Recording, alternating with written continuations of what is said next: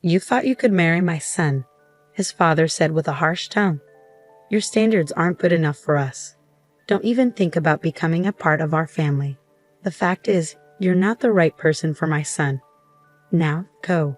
That's how coldly my father-in-law spoke to me, and my mother-in-law joined in too.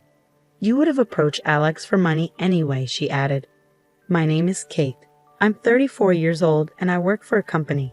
Ever since I finished university, I've been working at the same place for years. Some of my colleagues left to start their own businesses, get married, or have children. In those situations, I stayed at the company, dedicating myself to my job every day. You might think I'm a lonely workaholic woman, but I'm not. I have a boyfriend named Alex. Alex was a business partner. I thought he was a nice young man who took his work seriously. After working together several times, we started to like each other. He confessed his feelings for me, and we began dating. It's been a few years since Alex and I started dating, and now we're even engaged. But if you ask me if I'm not worried about marrying him, I have to admit that there are some things that concern me. He's younger than me, and I wonder if he'll be okay with the age gap, even though he insists it doesn't matter. By the way, Alex's father owns a business, and Alex himself works for his father's company. This means that in the future, Alex will take over the company and become its president. I'm afraid his parents might not approve of our marriage. I've been feeling uneasy about this for a while. Of course, I was thrilled when he proposed to me, but I have doubts about whether we can really go through with getting married. However, Alex doesn't seem bothered at all. His optimism is one of the things I really love about him. He has already met my parents, and we've enjoyed many nice dinners together. My parents have already given their blessing for our marriage, and they really like Alex. Finally, the day came to visit Alex's parents. For weeks, I had been incredibly nervous about meeting them. Their house was as spectacular as expected for the president of a company. A huge mansion that made me feel like I was in a royal palace or something.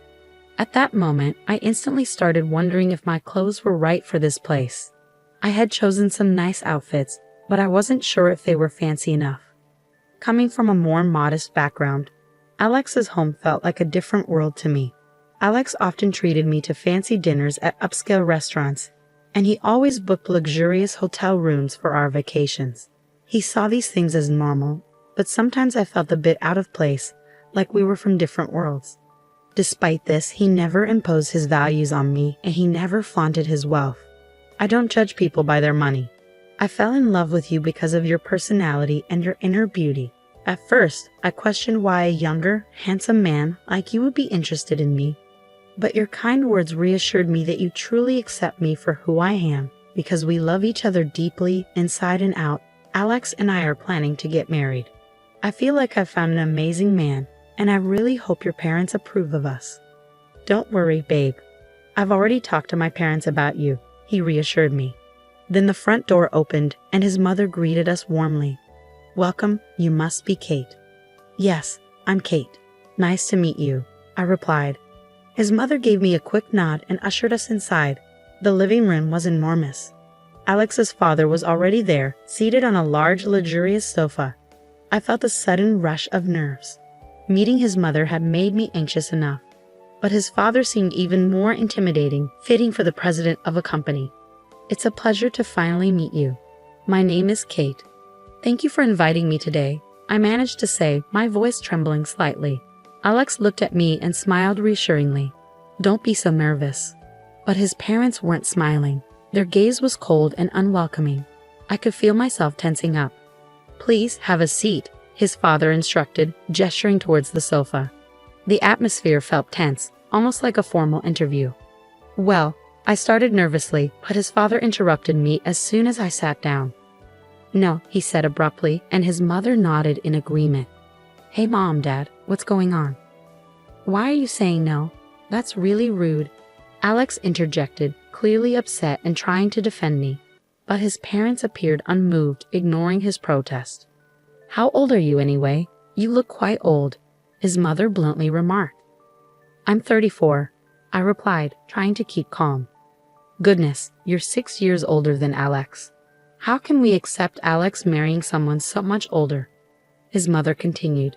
"And besides, it might be too late for you to have children, isn't it?" We want someone who can give us grandchildren. Personally, I think Alex should marry a younger woman, younger than him, she added, her voice cold and dismissive. I had expected them to bring up my age. And you're still single at your age. It makes me wonder if there's something wrong with you. Maybe you're too picky or have a difficult personality, his mother concluded. Mom, what are you saying? Kate is an amazing person with a great personality. Alex defended me once more. Then why haven't you been married before? His mother's sharp question pierced the air. Excuse me, I said firmly, feeling compelled to explain. I know I'm a bit older to be getting married now, but I love my job and I've always wanted to focus on my career. That's why I didn't get married until now. It wasn't until I met Alex that I realized I wanted to settle down. I felt overwhelmed by the pressure from his parents. Despite my efforts to explain, their attitude remained unchanged. Shouldn't you be working harder? Your company isn't that big. Even if you work diligently and get promoted, the pay must be quite modest, isn't it? His father criticized. I think you should consider making yourself more attractive as a woman. Maybe some cosmetic enhancements could help. His mother added bluntly. Honey, that's too direct. Alex interjected, trying to soften the mood, but his parents chuckled dismissively. I was shocked and hurt, unsure of how to respond to their harsh comments. You thought you could marry my son. Your standards don't match ours. Don't you dare dream of joining us. Anyway, the point is, you're not the right person for my son. Now, leave, his father coldly stated. His mother joined in, saying, You would have approached Alex for money anyway. I don't know how you fooled my son, but you can't fool us too. That's enough, I finally snapped. You can say whatever you want, but it's my life. I'm going to decide whom I marry. Alex tried to defend me, but I stopped him. I see. I understand your feelings, but it's incredibly rude of you to say such hurtful things to me, especially since we just met, I declared firmly. I don't care about wealth. It's not important to me, but if I were to become rich, I definitely wouldn't want to be like you. With that, I stood up. We don't need to continue this conversation, I said, walking out of their house. You've got to be kidding me. Don't you dare insult us, you beggar. We'll never allow you to marry my son. I don't want to be related to people like you anyway, his father shouted after me. Ignoring his words, I left in frustration. Kate, I'm sorry. I never expected my parents to say something like that. It was really hurtful. Alex apologized earnestly. But maybe this is a blessing in disguise. Getting married under those circumstances would have been even more stressful. Anyway, I'm cutting ties with him. I won't be taking over my dad's company, and I'll be resigning from that job too. Don't rush into such big decisions, I cautioned him. I'm not rushing.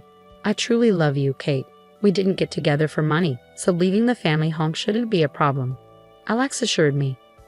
Well, that's true, but let's go to your parents' house and talk to them, Alex suggested, holding my hand as we walked. My parents were surprised by our unexpected visit but welcomed us warmly. Over tea, we explained what had transpired. My father listened quietly. Alex, your father's company is Space C, correct? And his name is Patrick Smith, my father suddenly asked. Yes, but why do you ask? Alex responded, puzzled. I see. Just as I thought. How about we go visit your parents right now? My father suggested. Dad, what's going on? Because they said they wanted to see her face, didn't they?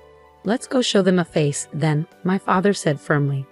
My father wasn't one to usually stir up trouble, so I was taken aback, but he seemed resolute.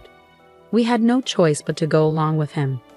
So we found ourselves back at Alex's parents' house once more. This time, it was Alex's father who answered the door, not his mother. You again.